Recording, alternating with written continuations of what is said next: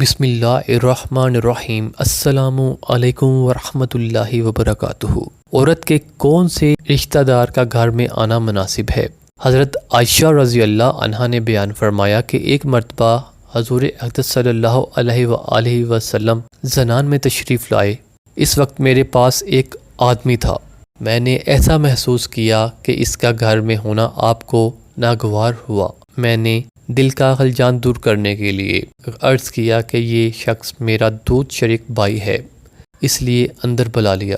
یہ سن کر آپ نے فرمایا کہ اچھی طرح خیال کر لو کہ تمہارے دودھ شریک بھائی کون لوگ ہیں، کیونکہ شرعی رضاعت دودھ آ جانے والی حرمت اس وقت موثر ہوتی ہے جب کہ بھوک کی جواز سے ہو۔ اب دوستوں سے گزارش ہے کہ آپ نے اس ویڈیو کو آگے ضرور شیئر کرنا ہے۔ اچھی بات پھیلانا صدقہ جاریہ ہے۔ جزاک اللہ خیرن۔